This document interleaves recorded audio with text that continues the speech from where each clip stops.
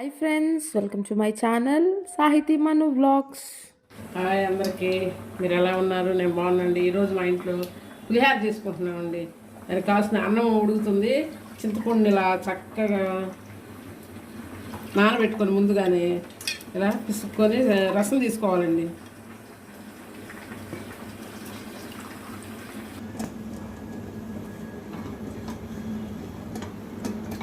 చూడండి, ఇలా గట్టిగా పిసుకొని గిన్నెలో పోసుకొని బాగా గట్టిగా ఉడకబెట్టుకోవాలండి. పులిహోరకి తిప్పుకుంటూ ఉండాలి, లేకపోతే పొంగిపోతే పొంగి వచ్చిన కాడ నుంచి తిప్పుకుంటూ ఉండాలి.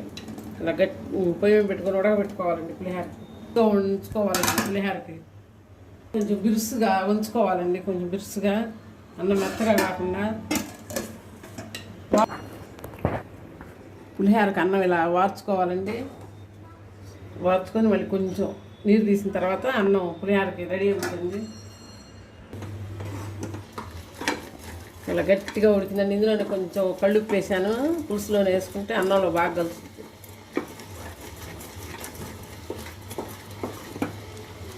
బాగా ఉడికిందండి.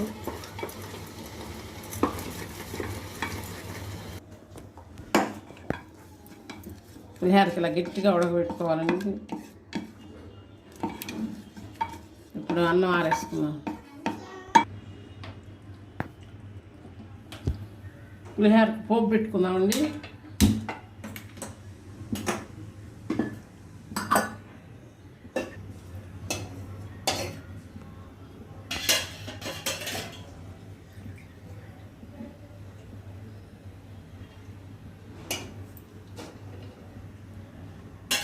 కొంచెం ఎక్కువ పట్టింది నూనె, పులిహోర కదా, కలపాలి కదా.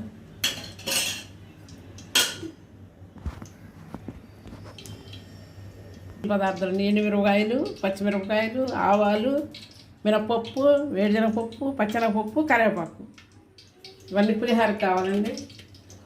కాగిన తర్వాత ఇవన్నీ వేసుకుందాం ఒక్కొక్కటిగా.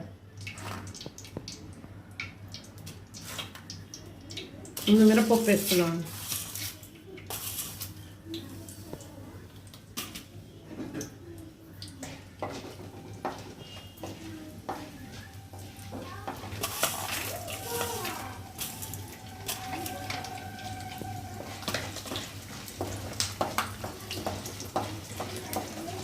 ముందు మినపప్పు వేడిమిరప వేగనియాలండి బాగా.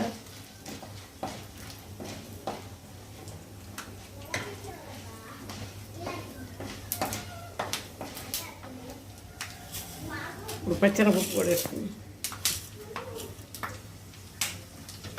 వేగిన తర్వాత కొంచెం చివర ఆవాలు వేసుకుంది. ఇప్పుడు ఆవాలు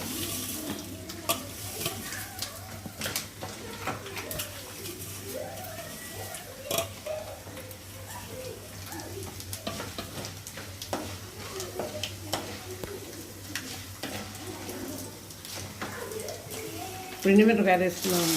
పచ్చిమిరపకాయలు, ఎండుమిరపకాయలు ఉంది.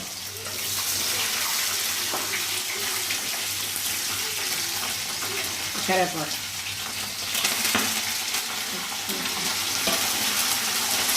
ఇప్పుడు అన్నీ బాగా వేగినాయండి. పసుపు వేసుకున్నాము. స్పూన్ పసుపు వేసుకున్నాం.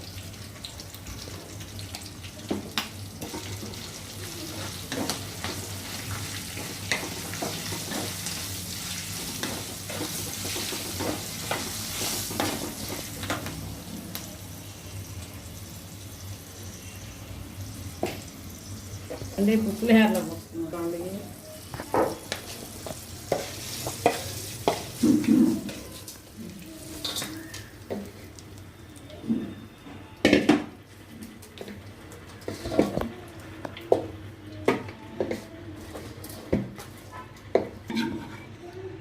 చింతపండు పులుసు,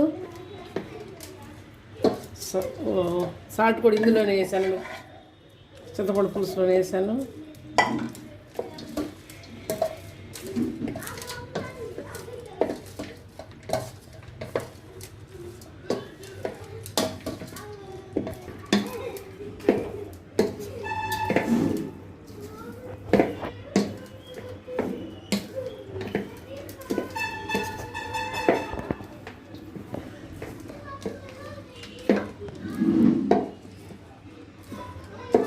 చక్కగా ఇలా కలుపుకోవాలండి.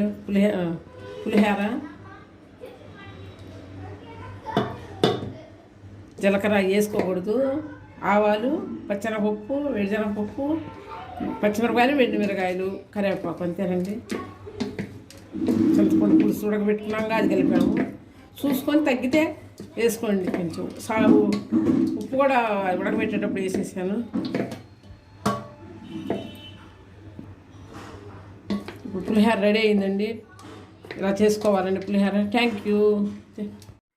Thanks for watching. Don't forget to like, share and subscribe.